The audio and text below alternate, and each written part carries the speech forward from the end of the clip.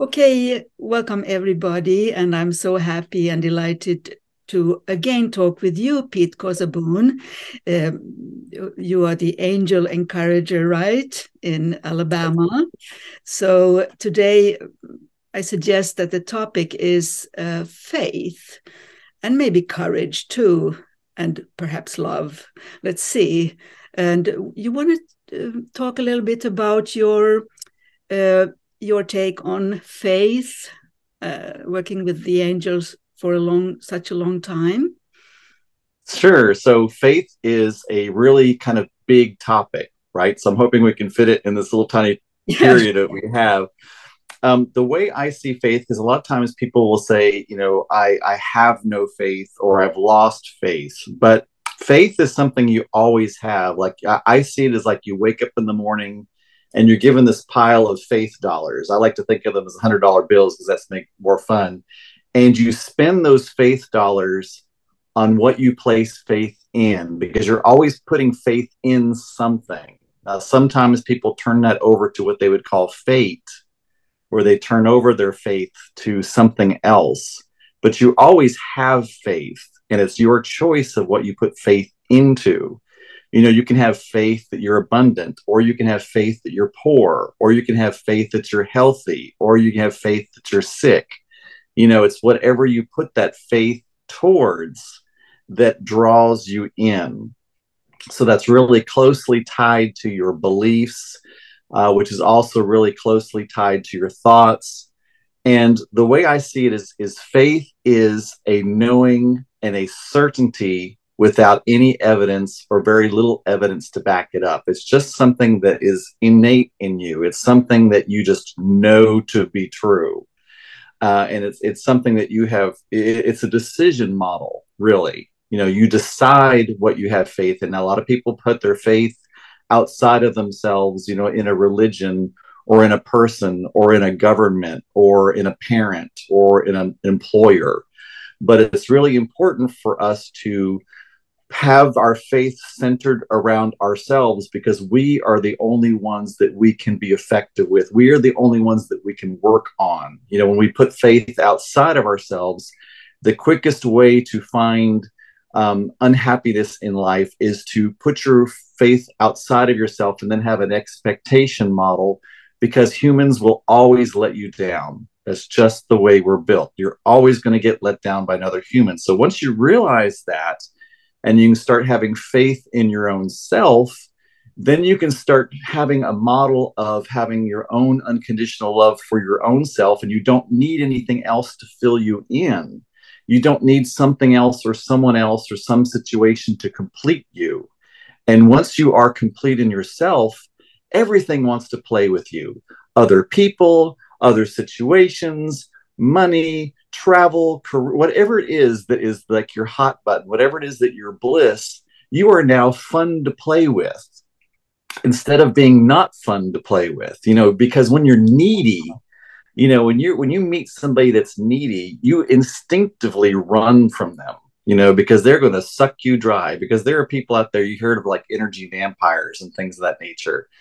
There are people out there that are wanting to just, they're just like this huge vortex of need because they don't understand their own empowerment. And it doesn't matter. You could give them everything and it wouldn't matter. It still wouldn't be enough because you don't know what it is. You can't know what it is that fills that other person. And you don't have the ability to fill that other person. You can temporarily perhaps bridge them, but that's all you can do. And you can't, the only way that you can help empower people is to become empowered in yourself, to become the model for it, to become the example of it, to where instead of reaching down and pulling people up, you simply stand up tall and you hold your hand down, and then the person has to reach up to you. So they have to get up to a certain level in order to be on your sphere of consciousness, your sphere of frequency, your sphere of vibration.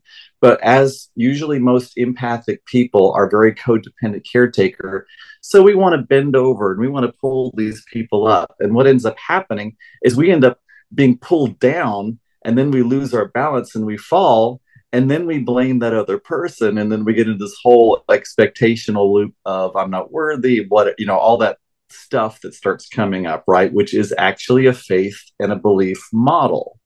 So it's very important to structure your faith and belief model around a way that actually is something that you would prefer. You know, if you were talking universal consciousness wise, everything is perfect. Whether we like it or not, it's all part of the expansion of the universe. But we have the ability to decide what we prefer and what we don't prefer. And life is a whole lot more fun if we choose the things and experience the things which we prefer. And in that faith model, you can experience it even if it isn't your current situation. You can experience it in that now. You can be it. And when you be it, whatever it is, whether it's health, wealth, relationship, joy, whatever, when you be it, what happens is matter, which is the 3D space-time continuum, has to catch up to it. You know, I'm a math geek, so I love the equation. If you look at E equals mc squared, right? Take a look at that. Understand that energy is equal to mass times a constant, which is the speed of light squared, right? So if we think of ourselves as matter, what we've done is we've stripped away our power of the speed of light squared. But when we understand we're energy, then we can understand not only are we our mass, but we're the speed of light squared. Now, the interesting thing about energy as compared to matter, energy is not affected by gravity. Energy isn't affected by lots of the laws of the 3D space-time. So energy just becomes. It just instantly is. And you can think of it as almost like this cord that's attached to our energy being, it's attached to our matter being, and it just takes a while for our matter to catch up to our energy. But you can create this faith and this belief sphere, which I call grace. That's what I would call grace. It's grace is like this safe space that you are allowed to create in. And the other part of grace is also that not fluctuation in time, but that time period where it takes you to catch up, because most people are living unconsciously. So if they have focus or faith on something that they really don't prefer, but that's where they put their focus and faith into, you have that space of grace or time to change that before it actually physically becomes fully manifested, because you're going to get indications along the way. What people would call a coincidence is a coincidence. In other words, it matches where you're going. Some people say, I don't believe in coincidences. Well, they're not defining the word coincidence in the correct way. It's not, a coincidence isn't something that just sort of happens out of the ether and the blue and doesn't have anything to do with you. A coincidence is a match to the faith and the belief that you're holding. That's what it is. And you're going to get little synchronicities that are along your way to full manifestation into matter. And those are your grace period to decide, do I prefer this or do I not prefer this? Universally, both are perfect. There's nothing wrong with any of that universally, but we, in our experience, might as well prefer things that bring us joy and happiness and love and peace, because it's a lot more fun, right? Yes. So I know I've unpacked an awful lot. That's wonderful. It's amazing. I'm sucking everything in, and I'm sure it fascinates all our listeners here. And because, of course, we see these people watching news every day and thinking that the leaders are not the best leaders or something like that. And that is why I think it's wonderful to hear about what you're talking about, because that's the only hope, I think, that we all become our own leaders and that we all become more aware, or as aware as possible. And where do you believe this only, it's a word, but I think like angel encourager, like you call yourself, and people encourager, and courage is, to me, it's a core is the word. I don't know if everybody know this, but it's a Latin word for heart. So it's heart-centered way to live, I think, to be courageous. And of course, that's subjective too. What is courage? But what in your what is your take on courage in all this? You know. Well, since I'm the angel encourager, I call myself an angelic metaphysician. To me, Archangel Ariel is the angel of courage. People envision. I don't want to put. I hate to put a gender, but she's usually seen as a female, and the lioness is the way she's seen. I would also say a lion because I like to strip gender out of angels because they're not male or female. But anyway, so yeah, because if you take a look at our beings, the world wants to put the emphasis on the brain, right? But through the HeartMath Institute, they've proven that there's actually more resonance, there's actually more energy, there's actually a larger magnetic field surrounding the heart space, right? And the heart is really the way that we connect energetically with all that is. Now, of course, it goes through our chakra system, and all that happens up here in our crown chakras, it just sort of opens up and allows, right? Yes. So courage is so much wrapped around belief and faith, because courage is knowing who you are and knowing what is right and knowing what you should is the wrong word, but knowing what you must do simply because it's who you are. A lot of people ask me all the time, especially being in the South and being an out, gay man, aren't you afraid of people coming at you and things of that nature? And it's a decision that I have to make of, am I going to allow the fear to be bigger, or am I going to allow the faith to be bigger? You know what I mean? Because I have been that person that allowed myself to not speak because of fear. And that put me into depression, anxiety, suicidal thoughts, at least 3 or 4 times a day. I was a completely different person 15 years ago because I was in that fear model. That's who I was. But when you understand the incredible energy that is surrounding it, now for me, it's angels. I don't prescribe that has to be the same for everybody else. It's just the way that my brain works. It's the way that I'm able to have a personal relationship with universal consciousness. But when you understand that you are so surrounded at any one time, Maya Angelou says, one with God is more powerful than any principality, any human, any cluster of factions or groups. When people are in the human matter plane and you're on the God or universal conscious, however you want to put it, the universal plane, you are working at a completely different level. Like I said before, E equals MC squared.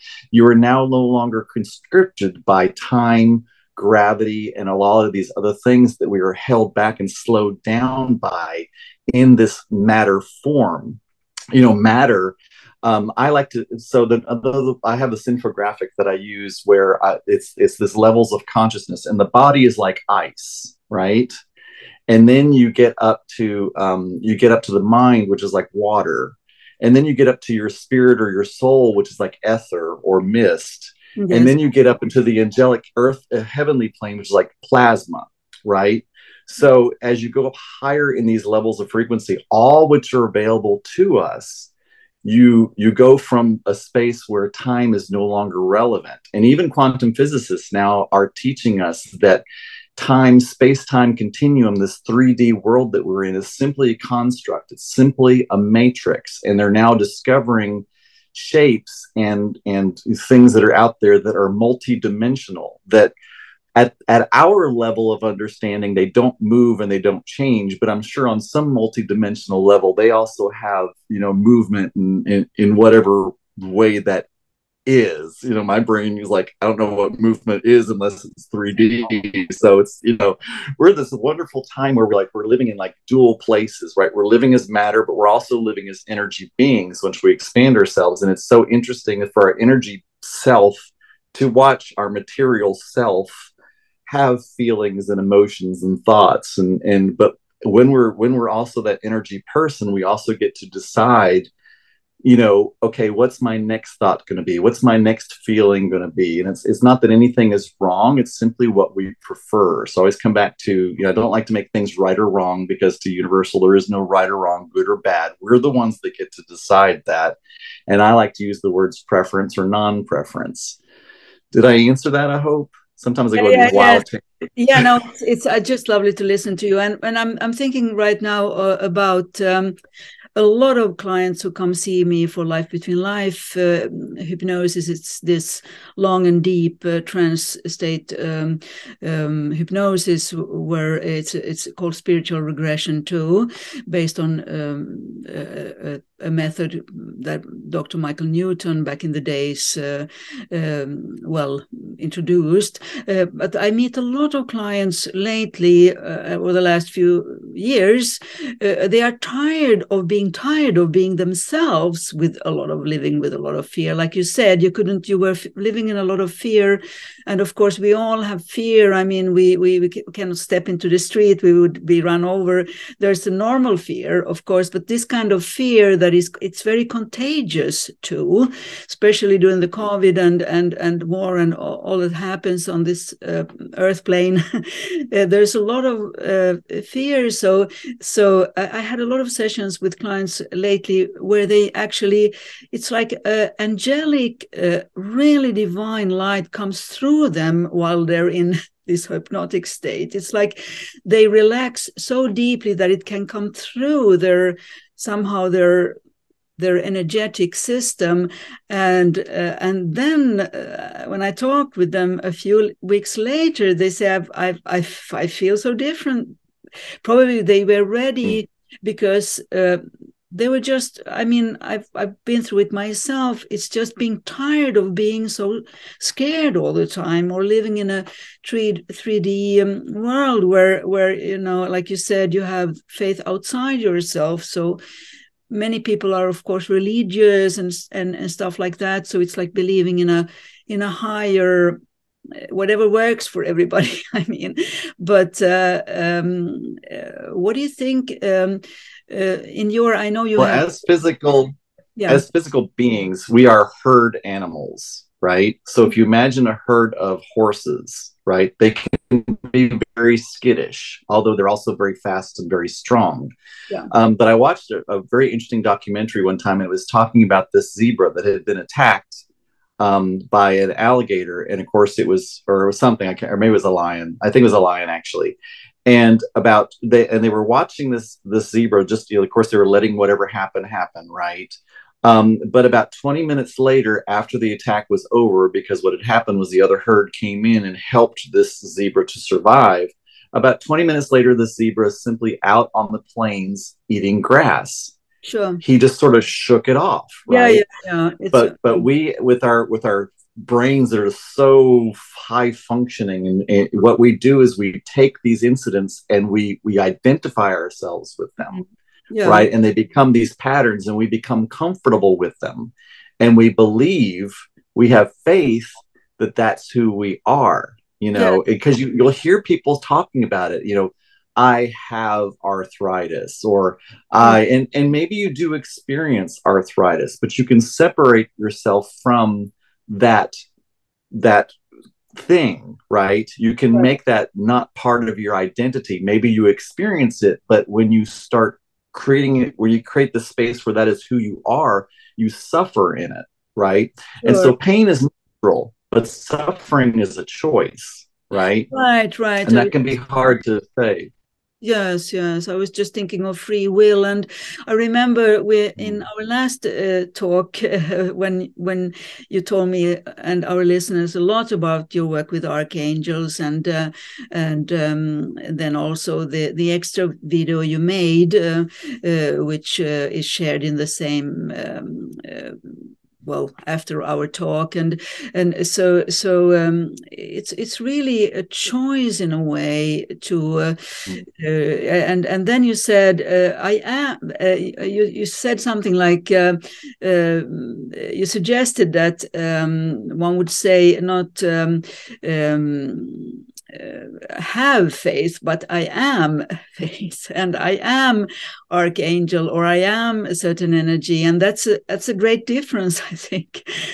Your way, right? Because our words have creative power. You know, if you are a subscriber to scriptures, you know, I mean, it's okay if you are or not. You know, what I mean, and because in so many different modalities of connection with God, there is this idea that it was the word, it was the vocalization, it was the sound. It's even called the universe, one song.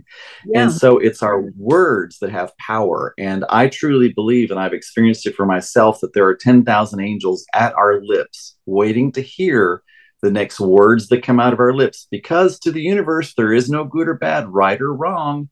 And the angels understand us as part of the divine. And our reason for being here on earth, this is part of the reasons why the angels think we just rock, is because we're here for the expansion of all that is. We are parts of God experiencing each other. It's almost like God has this huge kitchen full of every ingredient you can possibly imagine. And it is our job to sort of mix these things together and see what other new magical, miraculous potion comes up. And also to decide, do I like this? Or do I not prefer this? You know what I mean? And so the angels see us as these divine beings who have fully agreed that we're going to dim down our consciousness by becoming solid matter, and to experience everything it means to be human. So to them, we are just like, they can't even believe that we signed up for that. They're like, how could you go from being in the existence of all that is, with everything not only being possible and potential, but just being, right? How do you go from that down to this experience where you feel pain and sorrow and joy and tragedy? And, they're like, how, why would you do that? So they're like, we're going to help you every way we can. And I'm often shown the idea that there is a mansion filled with everything and every angel we could ever imagine. And for some reason, we only think we're worth the guardhouse with no plumbing. So we're in the guardhouse with no plumbing up front, and there's this entire mansion behind us, ready, fully staffed, everything you could possibly imagine. We just have to understand our worth and our value and our potential, and step into that mansion. And just, and I don't mean that in a narcissistic way because it's my role, to me, is to teach you to where you no longer need me, right? Yeah. Because all I am is a channeler of the divine, but everybody has at least the same potential, if not more, than I have. And I fully realize that. I try to strip my ego out of it as much as possible. But the passion comes through for me because my idea is one day my daughters are going to have a child, and I want that child to grow up in a world filled with divine conscious beings, so that my grandchild experiences joy that is beyond understanding. So that's where my passion comes from. My passion comes from I want to just light a spark in every little person and be like, you are divine and you're divine, like Oprah.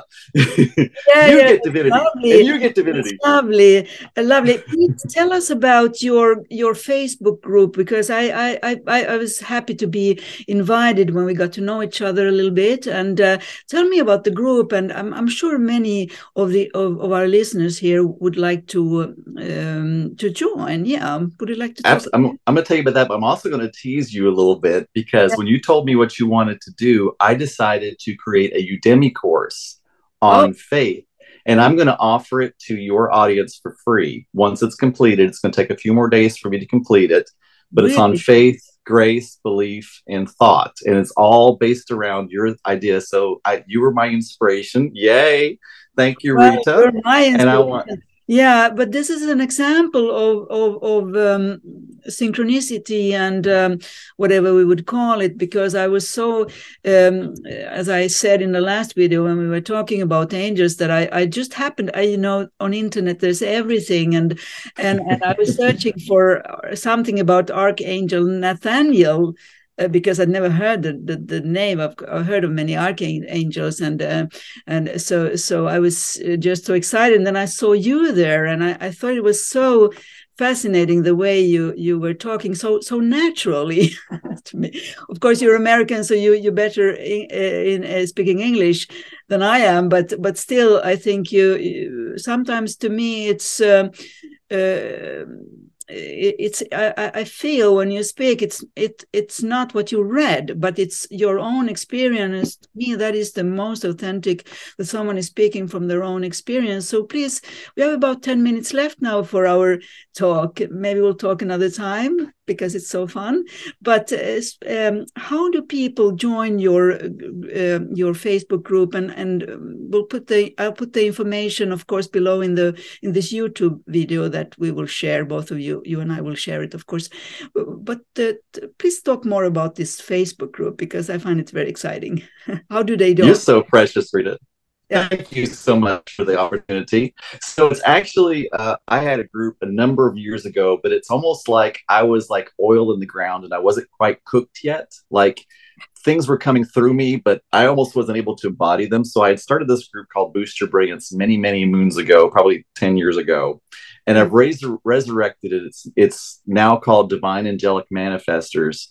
But if you go to facebook.com/group/boost your brilliance, it's a free private Facebook group that's really just basically to teach and to collaborate and to come in as one.